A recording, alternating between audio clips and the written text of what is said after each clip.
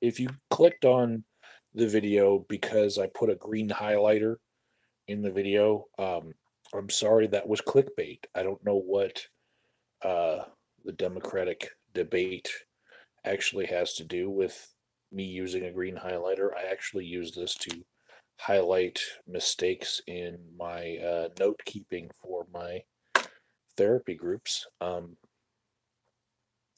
usually to denote like which ones got unlinked from the group within the EHS system. And yeah, it was just sitting there. And I'm trying to put a little bit of diversity in my thumbnails. If you haven't noticed, they look all the same if it's just my face. So uh, that one got a green highlighter. Um, so I'm starting this stream right before midnight, like I've done pretty consistently in the last few weeks. I've uploaded or made a live stream. You know, um, Nick says that the debate was embarrassing for both Biden and Sanders, and it was, and I'll get into that. I'm going to go over the whole thing. You know, I've got some time to share with you guys, and what I've realized about me being consistent uh, every night is that in times of crisis, such as these, um, it can help other people get through if I just show up, you know, do a regular thing. And I've been able to pull off this regular thing, and that's why I decided to start this stream right before midnight, around the same time that I've been doing them each night. Um, just for those people who are up around this time. If you're not and you're just watching this like the next day or so, sorry if you haven't been able to catch me. This seems to be my regular streaming time for the foreseeable future. Is just before midnight, I'll kick it on. Uh, Batfly wants to know where's Happy Cabby. He's dead. Did you not know this? Been dead for years. Am I turning into Happy Cabby? Not fucking likely. Um, oh, rhetorical.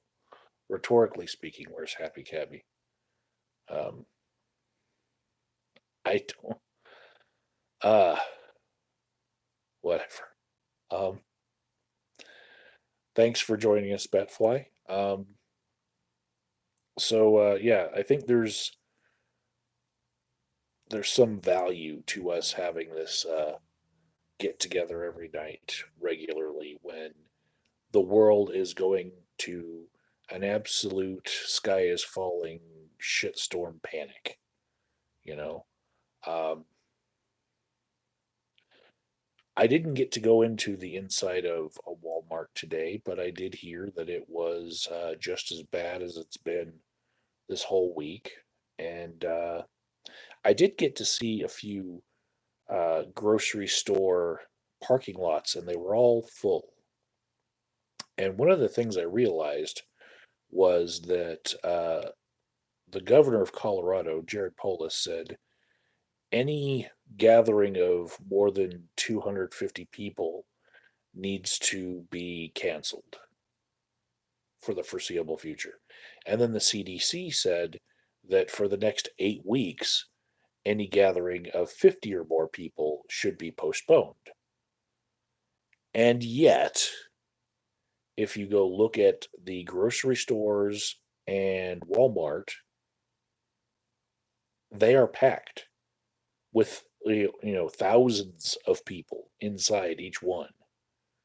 You know, like the Walmarts that we drove past today, the entire parking lot was full. So we got churches closed. Um, mosques closed, synagogues closed. Uh, Jamie says the mosques are staying open, but no, they're closed too, at least in my city. Um, Ski resorts now have been closed by order of the governor. Um, Vale resorts had already closed, but the governor said no skiing for anyone, no snowboarding, no skiing, no nothing. And that's, I think, an attempt to dissuade tourism. If there's nothing to do when they get here, then they're much less likely to come here from other places where the infection of coronaviruses already, overrun them. So it's just an attempt at controlling things. But a weird message came out that like everyone who had been to Summit County and a couple of other counties around that needs to, like, if you've been to that county, you need to self quarantine yourself. Like if you've been to Summit County at all. And I was like, because the number of cases reported did not really go up too high, you know? So I wonder what they know that I don't, you know? But Monday morning is coming. Also, uh, I talked with some people that work in my field, and probably with the coming day on Monday, we'll see a lot of therapy agencies switching to telehealth instead of in person meetings with people.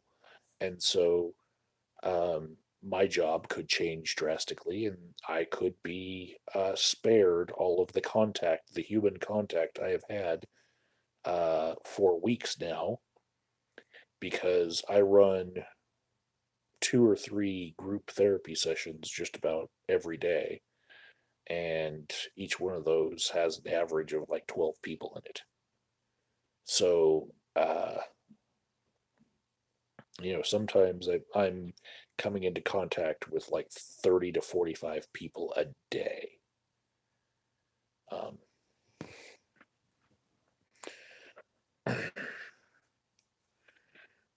Jamie is coming up with a retro theory about Happy Cabby dying due to a mysterious virus. His blubber was taken to China and Wuhan to study what it was, and all these years later we have this.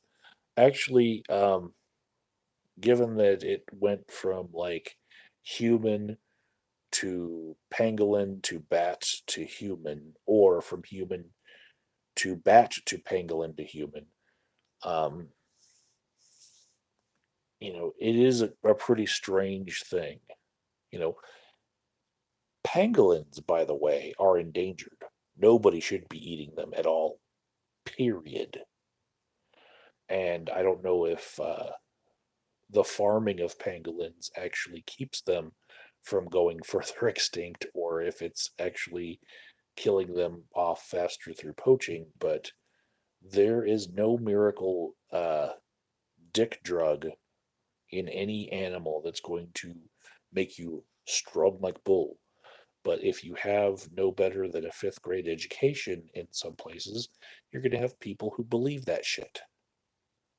And they'll want rhinoceros tusk, and they'll want like endangered whale blubber. Um, you know, what we need in this world is more education, freely given. And I think that the spread of the internet in an uncensored form can greatly increase the amount of education that everybody has about these issues, especially the cleanliness of markets where you're going to buy food. You would not want to buy food from a market where animals were shitting all over each other if you were aware that there was another way, a more hygienic way. But, people who have no access to otherworldly customs They think that that's just normal and that's the way that it is. You slaughter your animals right next to the other animals, and they all mix in the same poop, and then you eat it. Take it home. Maybe you cook it, maybe you don't. Maybe you just put it on a little ball of rice and yum. So I don't mean to be like insensitive to other cultures when I say this. I'm just saying, we can take good things from them, they can take good things from us. Education. Um, but yeah, Happy Cabby didn't die of a mysterious virus. He uh, he died of internal bleeding, technically.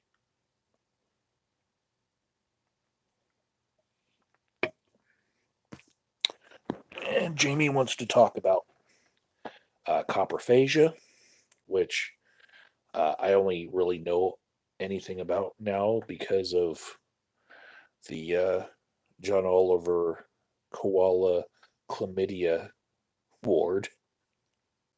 That stuff still makes me laugh, but yeah, koalas do it too. Um, so looks like we've talked for 10 minutes. Everybody's in the chat who's going to be here, and we can talk about the debate.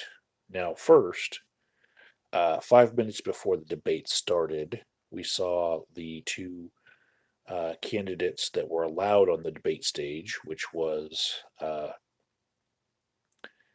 Bernie Sanders and Joe Biden. Uh, their podiums were 6 feet apart for social distancing, and they greeted each other with an elbow bump, which they could have done like the soccer tap of the cleats thing that puts you a little bit more distant. But it's a lot better than the president shaking everyone's hand still. Um, Also, there was no audience because coronavirus. And hopefully, the internet archaeologists that are looking at this video 100 years from now, they they realize the context of all this, and they are looking at the other TV shows that are affected by this, like uh, professional wrestling going on in an arena without a crowd. UFC for the next couple shows is also going to have no crowd at all. You know, so that's a thing. This is all connected. It's one big pandemic response, and everybody's got to do their part. Today, Misty and I walked the dogs in a cemetery. One, because Clyde, the rescued pit bull, is other dog aggressive. And two, because people in the cemetery can't give you coronavirus because they're dead and 6 feet under. It's perfect. It's a quiet walk. And unless the ducks that we were near had some sort of avian flu, which is a possibility, um, I think we're in the clear. Coronavirus is the big fear, and we steered clear of it. Um, we did not go to the Riverside Cemetery, which we've gone to before because it's the most historic one in Denver. We didn't go to that one because the chemical smell from the factories around that neighborhood has made it too bad in recent days to want to go into that neighborhood. So we went to a different cemetery with a pond with ducks. Um, Kip says, until they start rising from the grave zombie style.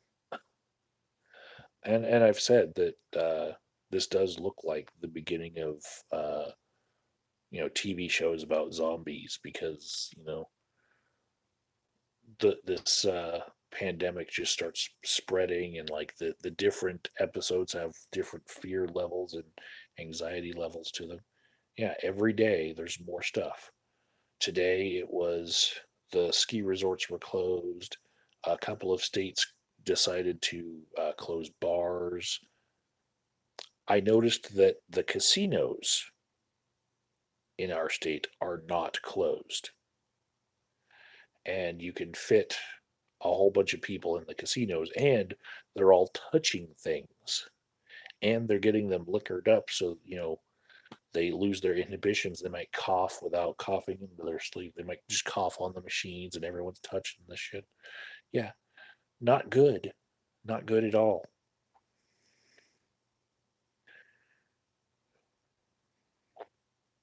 Jen says, "Woo, Illinois." Okay.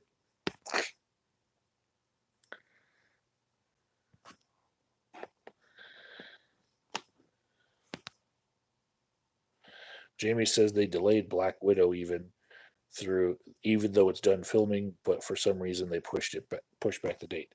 They also, according to my friend Christine, who's a big Star Wars fan, they early released to streaming Star Wars: The Rise of Skywalker, I think it is the last one, um, because it's the start of this spring break, and they know that everyone's stuck at home because of coronavirus.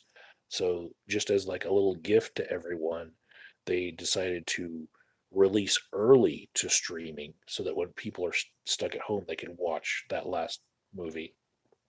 I thought that was great. Good move on their part. Unlike all the movie releases that are getting pushed back, they decided to make this one earlier. This one little decision. So, yeah, internet archaeologists from 100 years in the future, take note. Every fucking day, something different about this virus. And I noticed that just like other words in the past that started to get on my nerves a little bit, um, such as in 2012, I was kind of petered out on the word occupy being applied to uh, things like occupy the Bible and uh, I don't know, occupy local fire departments and occupy the stock market and occupy this and occupy that, you know, the occu dog, you know. Um, and later in my internet experience, I started getting burned out on hearing the words atheist and theist, especially realizing that normal people never use the word theist. It's only people who have been brought into this argument online between atheists and theists that actually know what a theist is. So when I was hearing those words, I would immediately start to recoil, like, oh no, it's that argument again. Ah, you know. So now, in the span of like 2 weeks, I have heard the word coronavirus so much that, that it's starting to hurt, you know. As much as hearing, hey, did you hear what the president tweeted this morning? When I hear coronavirus, I kind of just, I wince, you know. It's almost like a drinking game. And I'm an addiction counselor, so you know that this is a horrible analogy that I'm applying to this. But every time I hear them say it on the TV, the little zzz that happens in my brain, I'm like, ah, there goes that word again.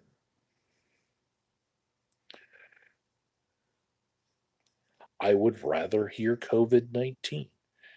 You know, I would rather hear Wuhan cough, you know, anything else but that word.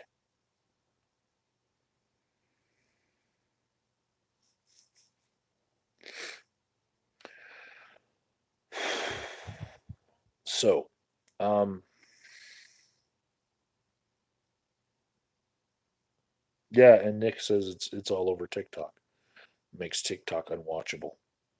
Hmm. Um, when I saw the two presidential candidates up on the stage doing all the right things for social distancing, I really felt like it looked a little bit contrived. Like just even the word social distancing to me, it feels a lot like the term social justice warrior. And when I see the candidates that are doing it, I'm like, oh my goodness, they're putting on a show for everybody. Um, the first question that CNN posed to the candidates was, "What would you do in light of the coronavirus?" And so the word kept on coming up over and over again. And Biden started out by saying, "Well, first, my heart goes out to all those who have, lost loved ones to the coronavirus and all those who are worried about their loved ones and all that." Even though we're still at the point with this pandemic that, nobody ever says, "My heart goes out to all those people who died from smoking," or all those people who died in car accidents, whether they be drunk driving accidents or not. My heart goes out to all those people. It's this thing. He's like, my heart goes out to all those, under 100 people that have died so far. Uh, but I'm sure it's going to get much worse. Like, if it tracks the way it did in other countries, don't mean to make light of it now, but just, you know, the whataboutism immediately jumps into my head. Like, what about these other things that kill more people? And you don't ever say, my heart goes out to these things.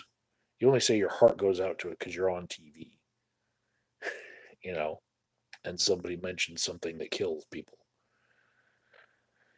Uh, then he says, go to joebiden.com because Joe Biden can't explain Joe Biden's uh, policy stances with a 2 hour show as well as you going to joebiden.com can.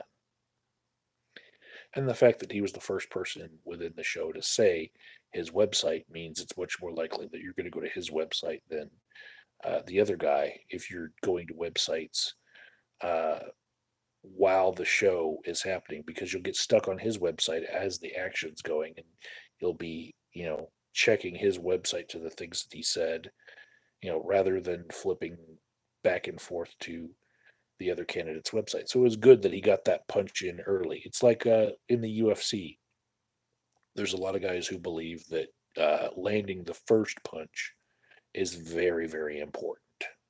You know, he also said that he would do testing. Uh, duh. He said he would put at least 10 drive-throughs in each state, which I think that well, that's good for the small states that don't have anybody in them, like say Wyoming. They would be very thankful if the president put 10 different drive-throughs for testing in their state because, then they get, a whole bunch of uh, care, thrown their way from the federal government. But if you only put like 10 drive-throughs in California, you're going to be not doing California a service. Um, it's going to take way more than that. He also said that he would put up tent hospitals uh, by using the military and then interest free loans to uh, things that need money to, I guess, keep running during the crisis. Um, 2 minutes later, Bernie Sanders gets his chance to chime in on what would you do in light of the coronavirus if you were president, and the first thing he says is, "Shut this president up right now because he's confusing the public." Now, that being said, just take that moment in the context of the entire debate. He also should have shut up Joe Biden, who was standing right next to him, because Joe Biden explaining what he would do if he was president was confusing the issue of what is already going on. When Joe Biden was saying that no, everyone's health care is going to be paid for this coronavirus pandemic. Um, that is not the case right now. That is the case if Joe Biden was the president right now, and if he were to get elected, he might retroactively be able to make people right again, as he was saying in the debate. But just the way that he was phrasing things was as though he were the president right now. And it's going to confuse a whole bunch of people who are going to try to get health care for the coronavirus and then get stuck with a bill right now under the current system.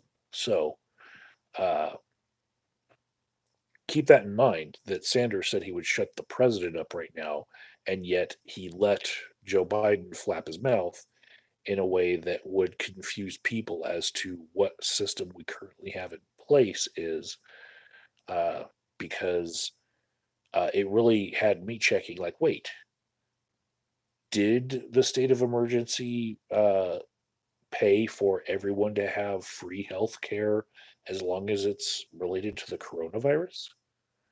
Hmm. Let me go check that out. No, no, you still gonna get bill. So, especially if it's something like Bernie Sanders said later in the debate, like if you have a need for psychotherapy because maybe one of your friends died or your kid needs therapy or something, you know, because of going through this panic. Ain't gonna be covered. Nope. Sanders said he would move aggressively, which, you know, I like Sanders more than I like Biden, but I will say moving aggressively is it's kind of a meaningless uh, term to me. Yeah, that's something positive that you want your president to jump on the problem, and make decisions decisively and run fast and jump high. And when you do jump, we want you to jump high. Yeah, I get that, but move aggressively. Uh, how much meaning can I ascribe to that? Is what I'm saying. Next, he said he wanted to make sure people know that they won't have to come up with a way to pay for care for the coronavirus. Um, and that's if he were president, right? And then he would make sure or if people went to hospitals, that the hospitals would have ventilators and equipment and stuff, and he would protect the wages of people, which both of them talked about this, protecting the wages of people. And let me tell you, as a contractor right now who doesn't get any money if he doesn't work, you know, um, all of the work that I do right now is part of the gig economy as a hired gun coming into therapy agencies, just running their groups and getting paid for it, right? I don't have any healthcare plan. I get my care from the VA, and I have no ability to show lost wages because I'm not an hourly employee. I'm not a salary employee, right? So if they come up with a process for applying for lost wages if you sheltered in place because of the coronavirus, uh, I'm fucked. And so are a lot of people who got uh, put into the gig economy as independent contractors. We're talking uh, everybody who delivers pizza and gets tips for most of their pay. Everybody who's a bartender who relies on tips more than their pay. Everyone who's a waitress who relies on their tips more than pay. Everybody who drives for DoorDash, Uber, Lyft, all those people. How are you gonna claim, you know, in this week, instead of working the normal hours that I would have worked, I sheltered in place because I self quarantined because the president said so. So please add me to this program. Uh, it doesn't really work that way. Like, because I could say, man, I was really planning on running all of these different therapy groups for all these different places. So please give me this money that I am out for not doing that. You know, or I was going to drive this many hours for Uber, but because it was spring break, I was planning on spending the whole spring break doing nothing but driving for Uber or picking up Lime scooters or whatever else. If you're part of the gig economy, all of these programs that those two were talking about to make people right again, you're never going to get repaid for the hours that you've lost because of this. Um, Another scenario I know is contractors who work in the catering industry. They have nothing to do right now because all the places that they cater are closed because of large gatherings being canceled. So how do they claim lost wages? When they worked gig to gig, the gig economy is going to be exposed through this as being something that was not something that it's easy to repair when people lose their hours in it because you don't know their hourly wage. You don't know a whole bunch of things. It doesn't really fit in the idea of repairing people's jobs.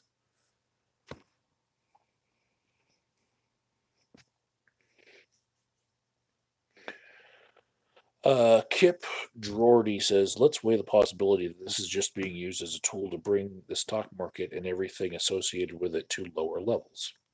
Um, I will give you that because I've seen comparisons on social media, and I haven't checked the numbers myself, of the media coverage of coronavirus versus swine flu. And it is, from what I have seen of other people counting it up, astounding the difference between people's consumption of media and how many times you hear the word coronavirus. I mean, I seriously am sick of the word coronavirus, right? I don't want to hear it if I can. But yeah, swine flu never got that uh, from me. Corny wants to know what's the problem with starting your own company and offering services via telehealth? Okay. Um, I'm not a licensed person yet for that sort of service. For one, the agencies that I work for are having trouble uh, getting special permissions for running group therapy through telehealth services like uh, Zoom, because you need a HIPAA compliant account with them first, right? But then also for say the clientele that I'd be seeing if I'm doing DUI therapy, they're mandated to be there and they're already like not really bought into the idea that they need help. So they're already trying to uh, minimize their interaction in the groups anyway. And let's say I've got this setup that I have right here where I'm calling in to YouTube with my phone, right? Um, right behind my phone right now is my laptop, right? This is my keyboard, right? There's my screen. So, what if one of my clients looks like they're looking right at me, but they got an AirPod in one ear and they're listening to a movie and acting like they can hear everybody and everything, and they're being totally distracted, and I don't know, you know? And it's really hard to read a lot of nonverbal cues through telehealth that I might be able to pick up on. Like, you guys can't tell if my leg right now is bouncing or not, unless I like shake the whole couch, you know? But yeah, you can't tell if I'm being distracted by things around me that aren't uh, that loud, you know? Somebody could be watching anything on a TV, right next to the camera, and you would not know. So yeah, if their hand was off the screen, they could be on a video game controller and be playing a video game behind the camera that you're looking at them through. And so they could be completely distracted. You just not know because they could be just chiming into the group therapy enough to be heard and get, credit for it. And it's a lot harder to fake that when you are doing one-on-one sessions. Now, that being said, in a 2-hour group, I'll see between 10 and 15 people. The average is like 12. If I were to take everyone in my groups that I see in each day and give each one of them an individual session, it would cost them more for that individual session, for one. And I don't like pushing that cost off onto people that are already, uh, raped for money by the entire criminal justice system. Don't get me started on that. But like, they've got so many fines and fees, and they got to pay their PO and pay for the victim impact panel and all sorts of other crap. Plus, they can't drive, so they're probably Ubering everywhere and catching coronavirus from their Uber driver. And then I want them to pay more money because I can't offer them a group rate. I have to do individual sessions with them. Man, that just sucks. Plus, in one day worth of clients, I could just do individuals with them, and then my week would be packed. And I see clients almost every day. Like, I do group therapy almost every day, and so I could only handle the client load of one of my weekdays.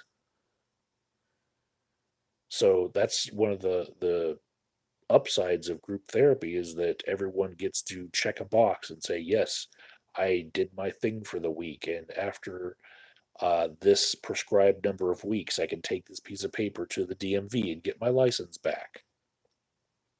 So I would be letting down the majority of my client load. Uh,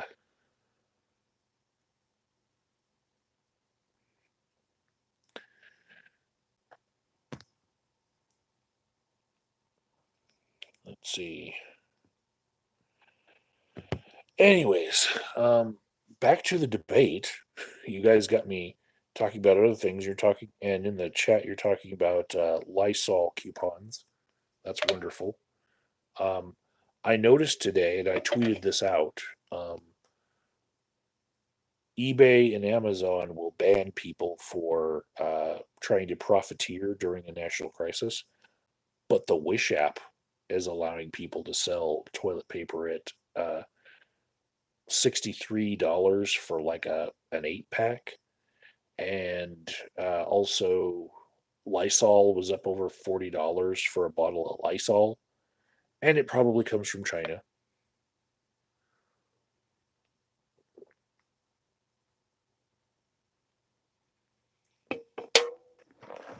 All right. So, Alan says 12 to 15,000 deaths in the U.S. They're saying. That's not the math that I did, but the math that I did was much worse. And so much so that I think that a lot of real estate is going to be freed up by a lot of boomers not being here anymore. And it's hard for me to think about that because I've experienced a lot of death in close proximity to me this year. But Kip wants me to tell us the math. Um, my estimate was based on people saying that 75% of Americans will be exposed to the virus. And going on the death rate that I saw in China and in Italy, uh, I came down to around 1 or 2 million people dying, which at this point is, if they can flatten the curve, like they say, um, by slowing down the transmission so that the hospitals can handle all of the uh, cases, that will lower the death rate because if you need hospitalization, there will be hospitalization instead of everybody getting sick all at once and the hospitals being overloaded. So that could change the death rate dramatically, but still, um, just based on the responses of other countries, based on the number of exposed, and how they say that by the end of the year, uh, we're the majority of us are going to get it. I'm I don't know. It's not funny when college age students are calling this boomer remover.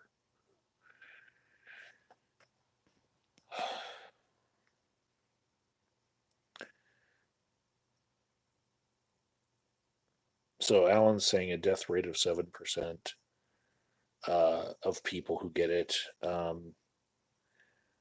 What I'm seeing is like your chances of dying from it, no matter what your age is, are never zero. And I'm a little worried for myself because I was in the hospital for a day and a half last year around Christmas time. Not this past Christmas, but the one before. I was in the hospital for a day and a half with the flu. And so, if I had that kind of reaction to the regular flu, what's going to happen to me with coronavirus? I don't know. But with just the sheer number of people that I've already seen, statistically speaking, I'm more likely to have already contracted it, given like the spread and everything. And if it's got an incubation period of, you know, 2 weeks, then there's a good chance that in a week or two I'll be checking myself into the VA. It's not a happy thing, but I tell you what, I'll bring my phone charger, my lightning charger, and I'll bring my phone that I'm broadcasting to you guys in, and I will try to make sure that even if I go to the hospital, I'll still broadcast. They got Wi-Fi there too, but I've got a 4G plan, and it'll still work 4G. I've already live streamed on 4G. One time I even did it during a drive, which I don't recommend to people, but I did have my hands free on. So,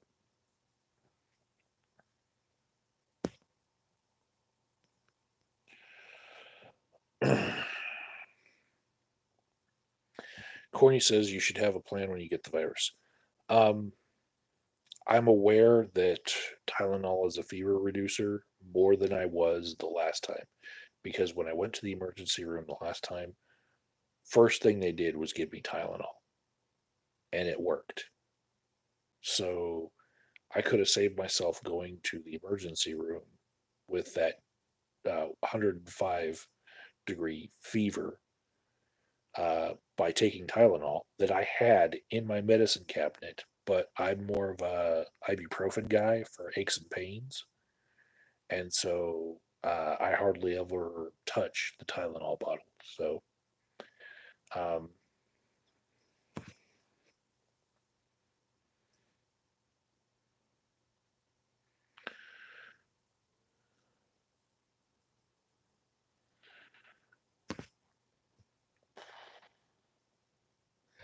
yeah, and last week I was hearing so much about death and loss and everything that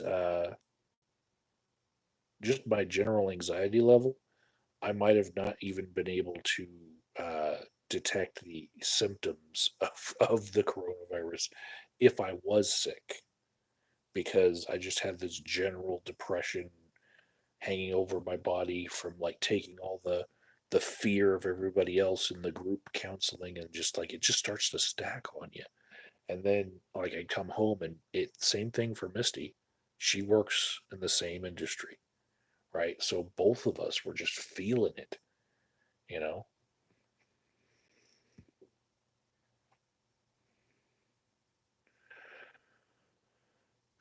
Kip thinks that tanning beds kill the virus. There was a Star Trek episode about Spock uh, getting hit by a giant virus, and yeah, sunlight killed it, like like vampires. Anyways, um, in the debate, Joe Biden said that the World Health Organization offered United States kits, and President Trump refused them and said that our scientists will handle it. And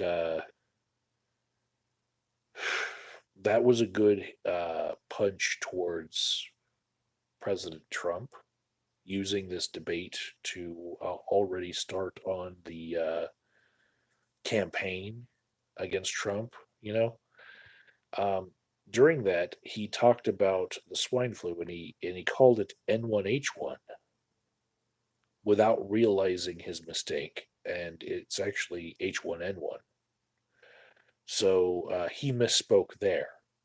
But later in the debate, Sanders picked up the word Ebola from what Joe Biden was talking about and was calling coronavirus Ebola. But then he caught himself and said, "Oh man, he was talking about Ebola," and it just stuck in my head. Um, but at least Sanders caught himself. Joe Biden's misspeaking, he doesn't even realize when he misspeaks. And the the media has tried to uh, characterize it as being part of a stutter where he'll have the word in his head, but he cannot say the word even though it's in his head. So he has to say a homonym and that it's a common stutter. But that's also a sign of dementia. So it's not like you can go back his whole life and see instances of this quote unquote stutter. You can go back 5 years and find a bunch of instances, but you can't find them in his early years. And he's been running for president since the 90s. Um, Sanders then said this pandemic exposes the weaknesses of our healthcare system and he gave his standard universal healthcare pitch, and Joe Biden was saying universal healthcare is beside the point, and it's not going to help in this pandemic. Uh, which was a point that he kept on trying to make, and Bernie Sanders was like, "No, uh, the problems are already there because we don't have universal health care, and they're just being made uh, worse and being illustrated by this pandemic." And that was like one of the major themes of the whole debate.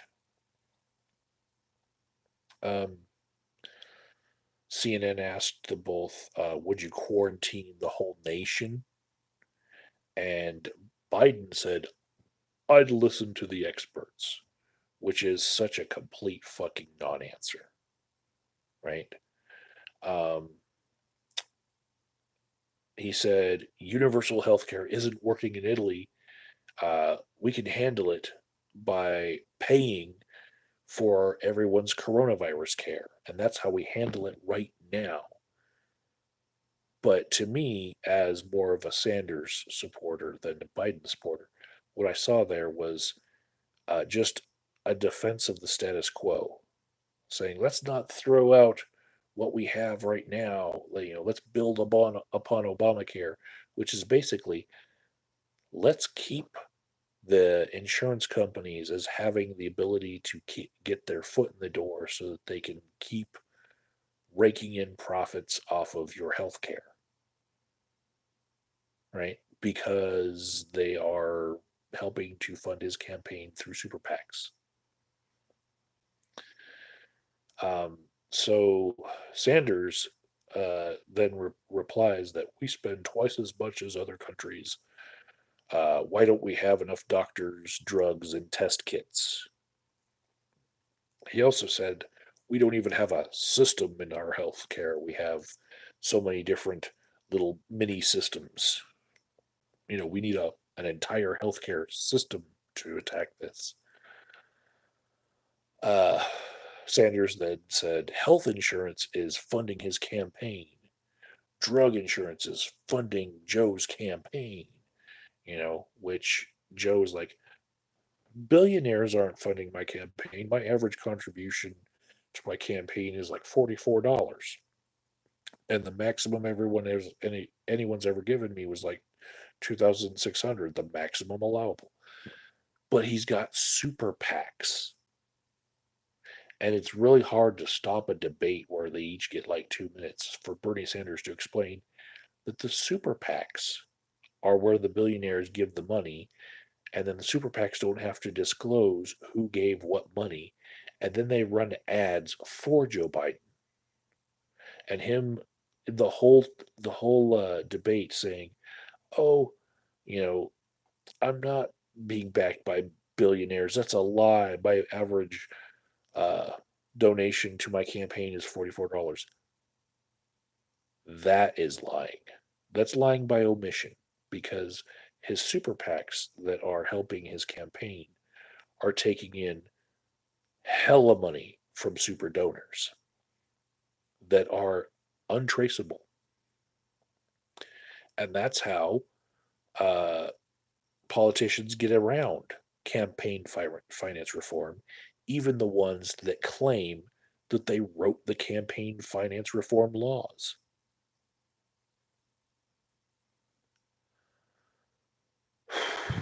So, at around 17 minutes in, CNN asked them both, would you use the military to fight the coronavirus? And Sanders said, New York is. We'll just do what makes sense, which is also a non answer. So just like Joe Biden gave a non answer, Bernie Sanders, Joe Biden said, listen to the experts about whether to quarantine everyone. Bernie Sanders says, do what makes sense as far as using the military. Non answer. Um, Biden says, I would use the military right now to help hospitals. And so that was a stronger answer. I give Biden credit for making the stronger answer and being more assertive and saying, yes or no to that. So for that one period, give Biden a point in his column. That was a better answer. Um, Mind you, still leaning towards Sanders. I'm just calling it like I see it. Sanders uh, turned it into basically a who's going to feed the elderly who are self quarantined? Who's going to feed the kids without lunches? Who's going to deal with the people in the prisons? Who's going to feed the homeless people tonight? You know, it's talking about all the problems that we have in our system that aren't being addressed. Um, and during that time, what Biden was saying about his proposals and what we're doing um, is fuzzy in the way he's dismissing Sanders. It just he wasn't really getting his point across in that part of the show. 21 minutes in, uh, CNN hosts asked, "What consequences should China face for its role in the global crisis?" Sanders said, "Now's the time, not the time to punish people. It's the time to work with each other," which is also kind of a non-answer, but he's saying basically nothing right now. We'll revisit it later. Biden uh, was saying this coronavirus was made worse by China's lying to everyone about the extent of the problem, and he said that's why I insisted that we have our experts in China, and we need leadership in order to make things like that happen. Um, I would say either way, I wouldn't have been swayed towards either candidate with their answers. Um, Sanders went on to say that every country has to work together through this crisis, and we need to tell the prescription companies that they don't need to be profiteering off this. And the president has mishandled this with the World Health Organization. So once again, throwing punches at the president who wasn't on the stage in order to use this platform to, start the general election campaign. Um, so after a break, Biden said we need a bailout package, and our leverages have been squandered by a god awful tax plan by the president, and we need to let people know that their bills will be paid, and we're going to make people whole again, after this crisis. That's when Bernie Sanders started responding. He picked up the word Ebola from what uh, Joe Biden was talking about, and then started calling the coronavirus Ebola. And then he caught himself. He's like, "Oh, I picked up the word Ebola because Joe was talking about the coronavirus." You know, so yeah, both of them kind of showing that they can have a little mental slip up here and there. Um, but Biden said at this point, we need to make everyone whole. This has nothing to do with income inequality. But then Sanders made very good points, saying we need to know how we got here in the first place, and we need to know where we want to go in the future, right? And for those of us who already have bought into the ethos of that progressivism that Sanders pretty much is the poster boy for, that speaks to us. So I give him a lot of points for what he was saying there, even though I don't think he was very persuasive to people who don't know much about politics there. Um, Biden's response to that is first things first, we have this immediate need. And uh, my takeaway from that is Biden does not want to reform healthcare to the point of universal healthcare ever because insurance companies and pharmaceutical companies are in his pocket. You know, they're what's stuffing his pocket, and so he's never going to not give them a way to get right back into where they were. He can say that, oh, we're going to talk to the insurance companies and nobody's going to have to pay for their uh, treatment for the coronavirus. But then after that, everything goes right back to the status quo, right back to insurance companies making money off of your sickness by giving you less care. Um,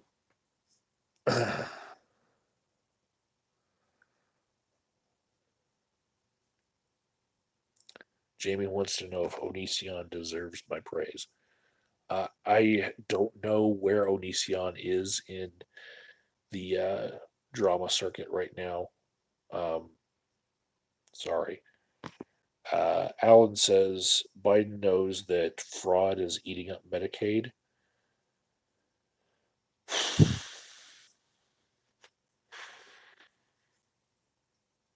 I'm going to say yes. Hear me out here. I agree with you that fraud is eating up Medicaid in that there are people who are in the position to decide who gets and does not get Medicaid. And some of them are more of the Medicare for all ethos mindset, and they are rubber stamping things in order to uh, just give everyone health care like it's a Medicare for all system, especially when some states have managed their Medicaid funds to be able to put more people on the Medicaid rolls. Now, the states that don't use the federal money in that way, you know, they're not having as much fraud, as it were. But yeah, I think if you want to look at it as fraud, there's a truth to that perspective. We don't have Medicare for all, but some people are acting as though we should, and so we're going to give out the care to everyone until they catch us. And who's right or wrong in that? The fraudster that's giving away medical care to everyone, or the people who want to not give health care to everyone and have a whole bunch of people suffer, but not use taxpayer money that wasn't meant for that purpose and not misappropriate taxpayer money. Who's right or wrong there? That's something you're going to have to decide for yourself.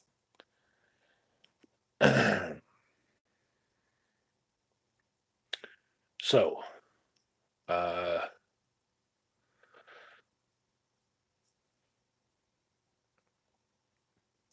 CNN asked, would you support bailouts now? Um, Sanders said, we can't repeat what we did in 2008. Joe voted for it and I voted against it. And then Biden said, if those banks folded, all those people that Bernie said he cares about would have lost their money. And then Sanders was trying to make points like we need to bail out the right people, not have and not have the working class pay for the bailouts. And Biden's response was, if the banks all went under, we'd have been in a Great Depression. We saved the economy. And let me tell you something about this. Uh, it's my feelings that we actually were in a depression. It's just that nobody wanted to call it that. If you were to have gone on the definitions of how many different months had to be, in a slump of whatever metric, I'm pretty sure we met it. But with media control and with just spin, um, it was never called a depression.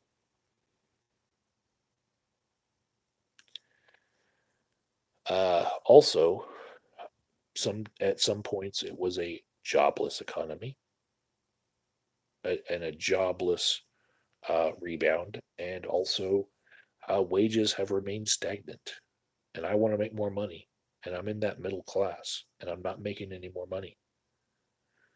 So, him saying that we saved the economy really lost me because for a long time, a lot of people were hurting in that economy. Uh,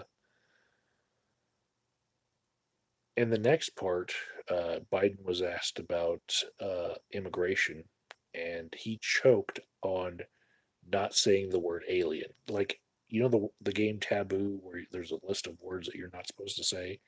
He still said alien instead of undocumented immigrant. He still said the word alien, which, you know, in social justice terms, that's now not a PC term.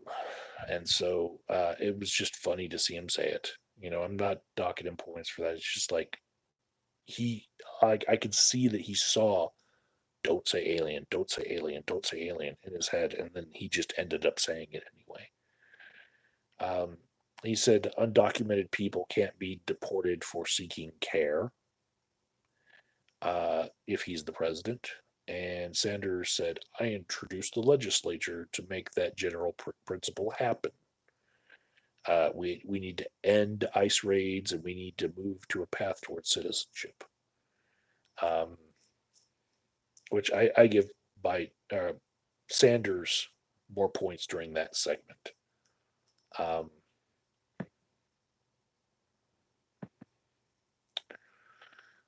the CNN host asked both people what they were doing to protect themselves from coronavirus, and Sanders says he's doing no rallies, which was a big part of his campaigning. He did a fireside chat. His staff's working from home, no handshaking, using a lot of soap and hand sanitizers. Then Biden uses this moment to take the pot shot of, well, I've got no underlying conditions, so that's good. I'm in good health, which was all about Sanders' heart attack, right?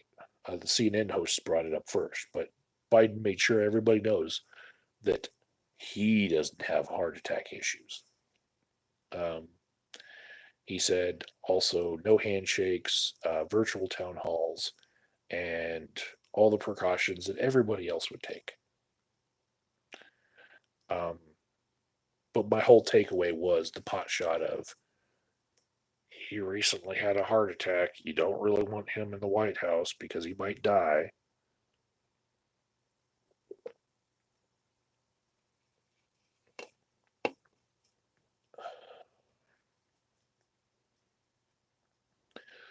So the CNN host asked Biden, make the case for why revolution is not what we need. And Biden was saying, well, Bernie said he wants universal health care, but he hasn't told you how it's going to work or how much it's going to cost. And Sanders is just sitting there like, uh, the can I respond to that? Yes, I have. That's not exactly true. You know, um, and then he said, we need to pass the Biden healthcare plan now and expand on Obamacare, and we can get that done. the people need it now, and he hasn't said how he wants to pay for his plan, which many times he has, many times. There's been very detailed explanations on how he wants to pay for his plans ad nauseum. Like you could listen to them for days. But that's what Joe said on the stage. But the emphasis that he had was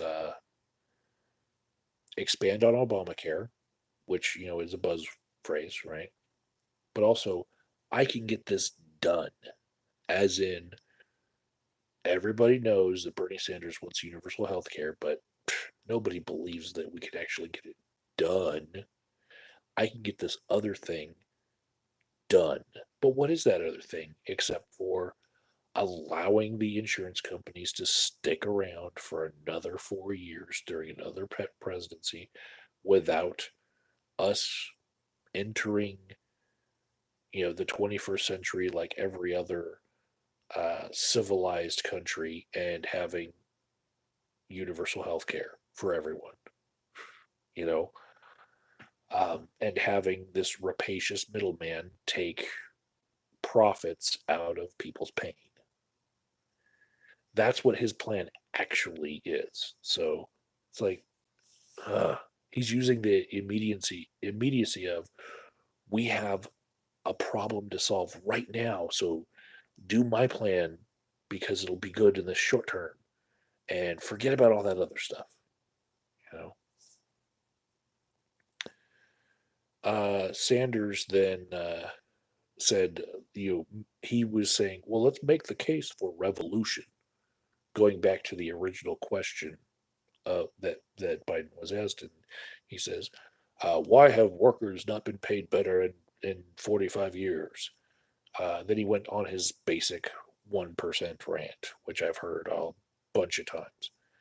He's like, you want to make real changes, you got to take on Wall Street, you got to take on the insurance companies, you got to take on prescription drug companies, you got to take on the fossil fuels, not take contributions from them." And looks over at Biden. Um, And Biden's like, well, if you want to change all that, with who's making contributions to elections, you need to have federally funded elections. And I wrote the laws about that. Full stop. And yet, Biden is taking money from these people in the form of his super PACs, which hides the money that is being donated to his campaign to make it look like he is taking in less money than Bernie Sanders, when in fact he's actually taking more. But on the stage, he gets to lie to the American people and say, I take less money than Bernie Sanders and I still win in states where I had less money to spend. That means when Bernie outspent me and I still won, it means that there's more passion for me than there is him. And nobody fucking believes that there's more passion for Joe Biden than there is Bernie Sanders. Fuck that. Oh my God. Internet archaeologists from 100 years in the future, please know that there was way more passion for Bernie Sanders than there ever was for Joe Biden. Anyways, Bernie calls him out on this and he says, why don't you, right here on TV, tell your super PACs that you don't want their help anymore? Why don't you disavow yourself from the super PACs? And, Joe never responded to that. At this point in the show, though,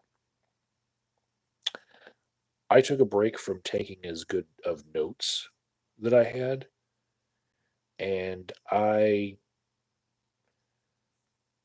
was eating dinner, which consisted of Misty's homemade nachos, because we are not eating out because of the coronavirus. So we're basically self quarantining as much as we can, doing the whole social distancing, except for I still got to go to work. She doesn't. She gets to work from home. And hopefully my work changes. But until then, I I'll have to go to work tomorrow and see people face to face, and we'll see where it goes. Anyways, while I was eating nachos, I noted that Bernie Sanders hit Joe Biden very hard on the fact that he talked about cutting Social Security, and he called Joe Biden a liar on TV and told everyone, go to the YouTubes. You know, him talking about Social Security cutting is right there on YouTube. Go to the YouTube, right? Go to my website, go to YouTube. He's lying right now. And then he gives Joe the chance to admit it, and he doesn't take him. Corny wants to know if I'm sitting in pants or underwear right now. Uh, this is an in between answer. It's actually sweatpants. So underwear and sweatpants.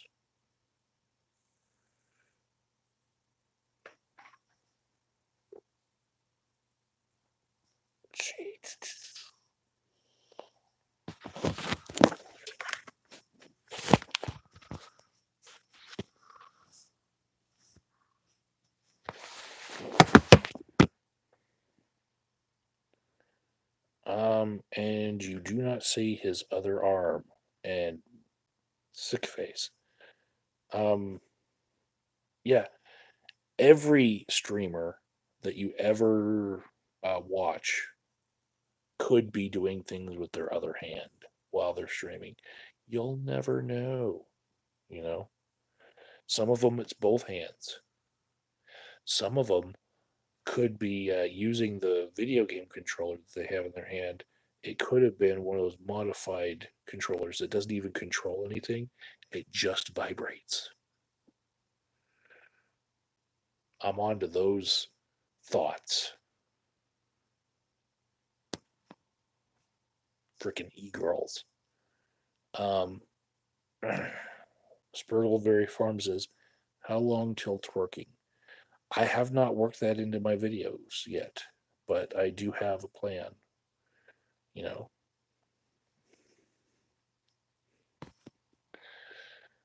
Oh, Alan says I didn't imply anything. Oh, I'm sorry. I figured that your mind was in the gutter like everybody else in my chat. Anyways, um, Bernie also hit Joe Biden very hard on education loans and bankruptcy. And there was one point Bernie said, "I think you had a part in writing that bill," and Joe said, "No, I didn't." And I want to see that fact checked. I want to know if it was Joe Biden on the team that wrote that bill that said if you declare bankruptcy, your student loans don't get included in your bankruptcy, because that actually affected me. And so,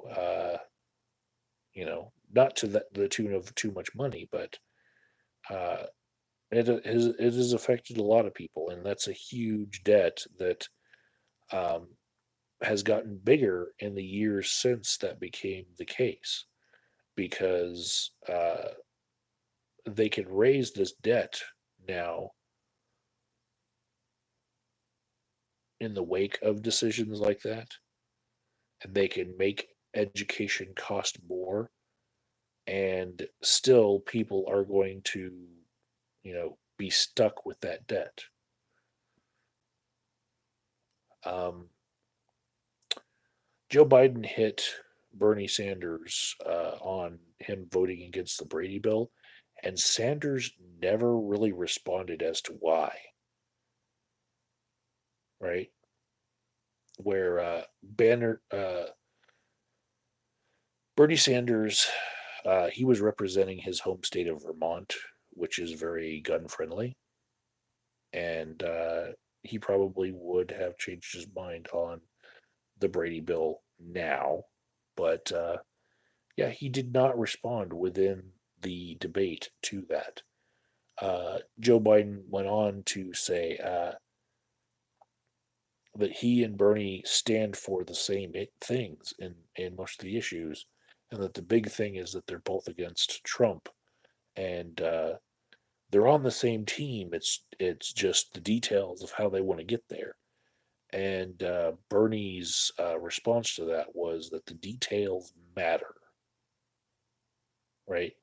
And Bernie was not good at pointing out, like just earlier in the debate, the whole difference between Bernie's wanting to go Medicare for all, no insurance companies, period, versus Joe Biden wanting insurance companies to remain alive, maybe make a little less money off of your pain.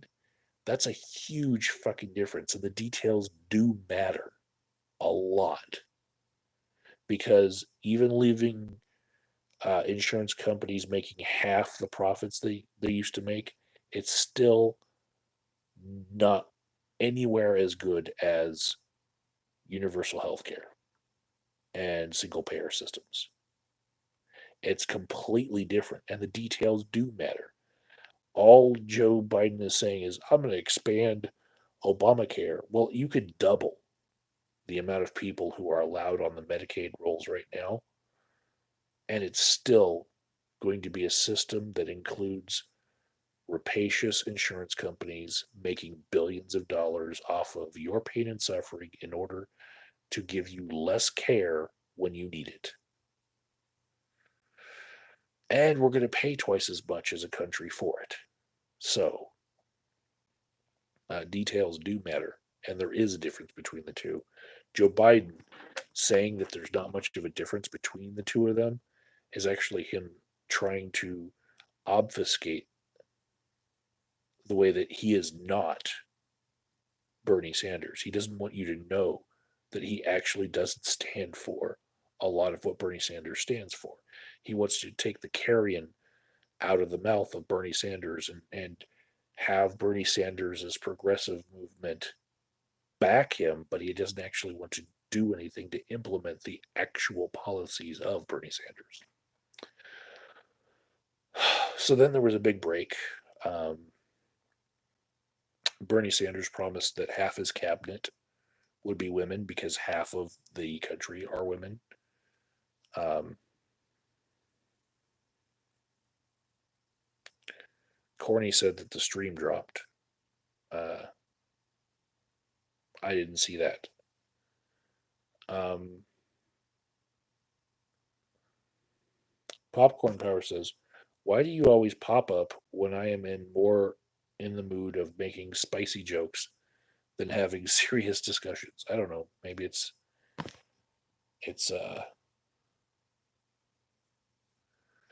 maybe it's me. Maybe it's you. I don't know. I'm trying to hit the same time every day because in this moment of crisis in our country, people need a little bit of regular show, and a lot of TV shows are right now going off the air and not filming. Um, so Bernie said he'd make half the cabinet positions women. He'd make sure that a woman's right to choose was protected, and he'd address the gender pay gap. And he cited 80 cents on the dollar. You know,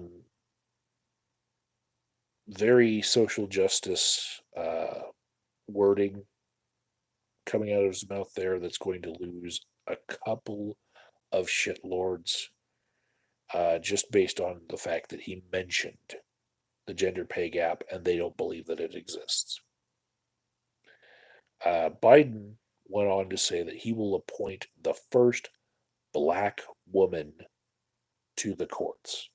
He didn't specifically say Supreme Court there, but I felt like he meant it. Um, he said he will definitely pick a woman to be his vice president, and that he wrote the domestic violence law.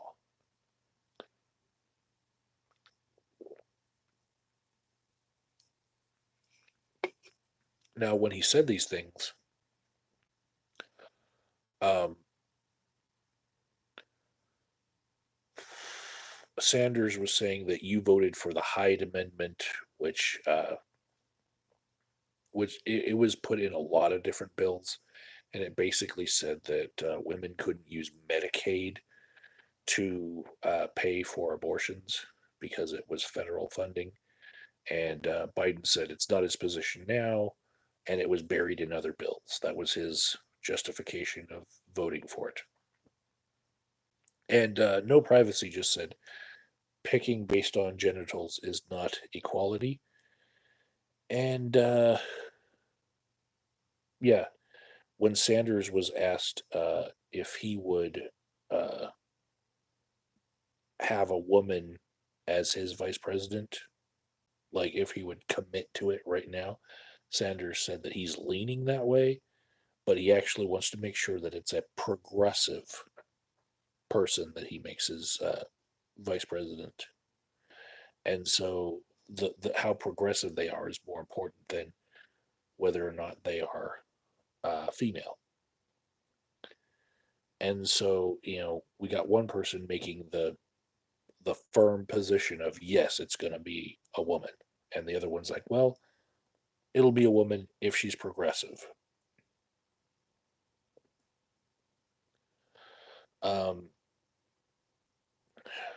Biden then tried to hit Bernie with he voted against a bill that would have made 6 million people citizens. And Sanders retorted by saying that he voted against that proposal because guest work for undocumented immigrants in order to become a citizen is slavery. And also, Barack Obama voted against it, right? And at that point, here's another thing that I want fact checked from the whole thing. Biden was saying Obama voted for it. Bernie said that Obama voted against it. And whether or not Obama voted for it, either way, does not mean anything about the two candidates up there, except for one of them's lying and one of them's not. And do they even know if they're lying or not? Do they even know about the history of uh, the bill that they're talking about? So I'm going to have to wait for somebody else to do the research on that because it's really, really in depth dive that they're going to have to do, and I don't have the time. I'm in grad school. Um, CNN, using their platform to kind of guide this discussion, they told Biden, "Well, you opposed sanctuary cities. Would do you still oppose them?" And yeah, later on in the debate, CNN hit Sanders with something about the same. They they were like, "Bernie, you've given praise to the regime in Cuba, but why would the Cubans that live in America vote for you when you've given praise to Cuba?" You know, and Bernie's answer was, "I oppose authoritarianism everywhere, but say in China, you can't deny that in the last 45 years that they have gone from poverty to being less impoverished." And Joe Biden was like, "Well, yes, you can," and Bernie's like, "No, like you can see that they've risen themselves out of like abject poverty to being, a powerhouse of industry within the world, you know." And he was just making the point like, uh, you can make that observation that they did something good without, liking the authoritarianism that runs the government, without liking the dictatorship. They also, around that time in the debate, were talking about climate change. And basically, it was Bernie hammering on Joe that he doesn't want to do enough to fight climate change. And Joe's like, well, you know, drafted the Paris Climate Accord, and I will get everybody else back onto it, and rah, rah, rah, you know. But Bernie was saying, well, that Paris Climate Accord doesn't do enough anyway. You know, we need to be even stronger than that on climate change issues. So, at around an hour and 50 minutes into it, uh, the final message that CNN wanted from both of them was they wanted a message about the coronavirus again, and Sanders basically used his time to say income inequality is the underlying problem, and the coronavirus uh, it's just illustrating the problem right now.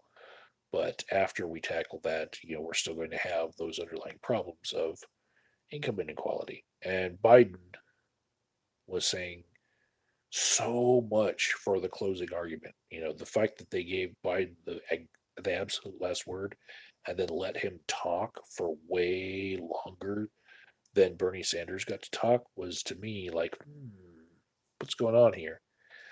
Biden said, this is an all hands on deck. Everyone has to be a part of the solution to this one. And we need to listen to scientists and we need to get rid of Donald Trump.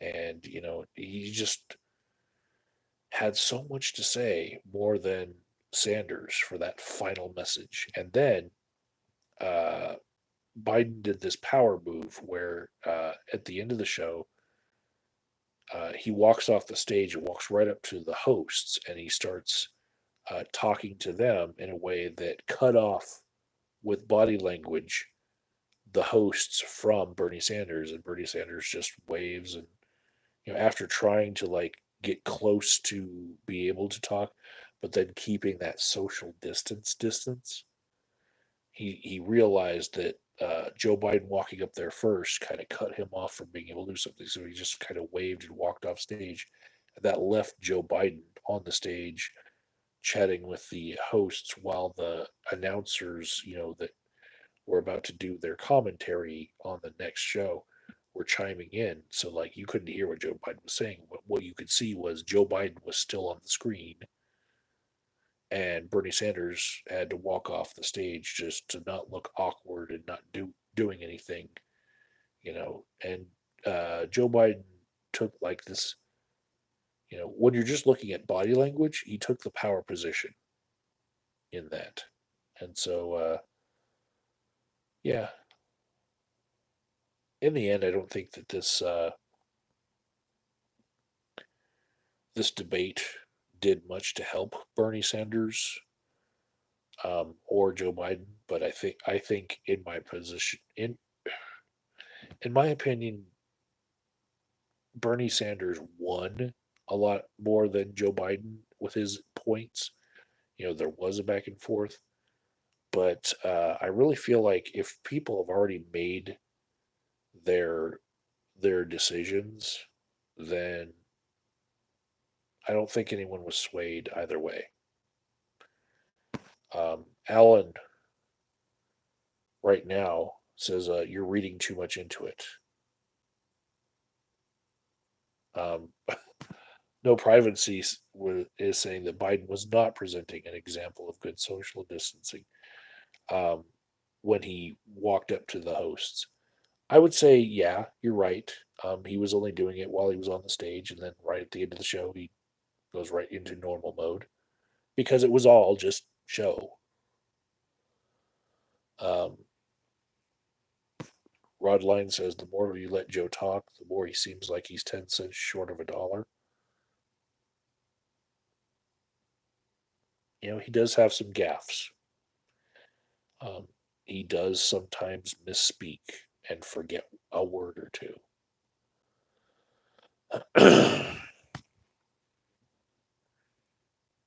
No privacy says trouble is the debate is a dog and pony show who could dominate. There was a point where I felt like Bernie was dominating, and as far as the dog and pony show, where Bernie says it's not a laughing matter, and he was basically bringing into the conversation the immediacy of the fact that Joe Biden was laughing him off when he was talking about climate change. To me, that was a point where I felt Bernie Sanders took the dominant position in the conversation for maybe 2 minutes, you know, where it was like, ooh, Grandpa's getting angry. But yeah, um, I don't think that one that enough people were watching this debate that will be in the next Super Tuesday primaries to even make a difference. Even if, see, I'm saying that I feel Bernie Sanders had the slight advantage in the debate portion of this, and that he was winning more of the exchanges. But I don't think that enough people were watching in the electorate. The ratings for this CNN debate are probably far less than the number of votes that will be cast on election day. People just weren't watching it, you know. Um, Bonus that the people who've been told to stay home for Monday, uh, because they might have had more of a proclivity to watch, and therefore Bernie might have reached them. But even then, I'm saying if I've already made my decision as to which one of these guys I'm voting for, am I voting for real change in Bernie, or am I voting for the person who I think has got the best chance to win the nomination? Because I don't like voting for the losing person, because that's why a lot of people vote the way they do, is they just want to vote the winner. They want their person to be the winner, so whoever looks like they're going to win, they vote for that. It's weird. It's the psychology of voting. It's horrible. Um, yeah, and Popcorn Power says not many people care about the debate because they have a decent understanding of where Bernie and Biden stand. That's that's very true. Um, if you're at home on a coronavirus holiday, are you watching the debate or are you rewatching the Lord of the Rings movie series? You know, catching up on the Marvel universe, watching Baby Yoda. All of those things probably would bring you greater joy than watching a debate.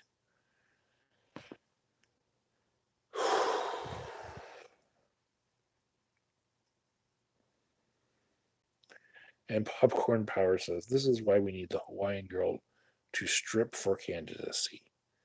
Um, that's horrible. That's that's horrible.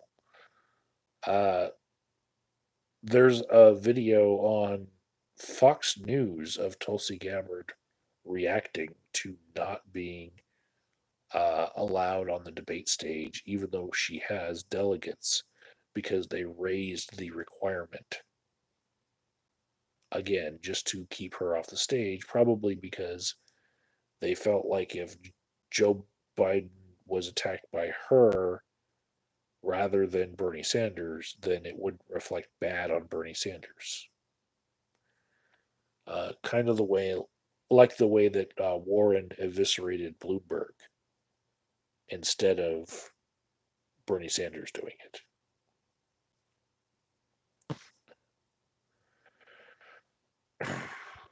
Corny says, is it possible that Biden has chronic wasting disease and not dementia? He said before he was a hunter, maybe he ate infected deer once. It could be a prion disease. I won't rule it out. I mean, I don't see any drool falling out of his mouth, but yeah, could be. Anyways, thank you all for showing up again. Uh,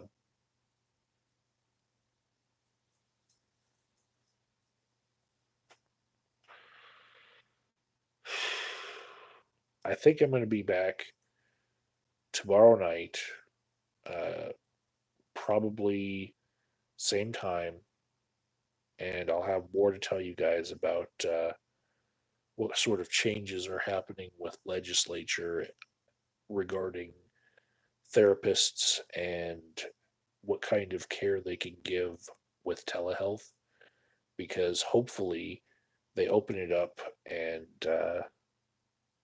you know they don't make people keep contact with 50 people in their workday just because they do a different kind of therapy. So yeah,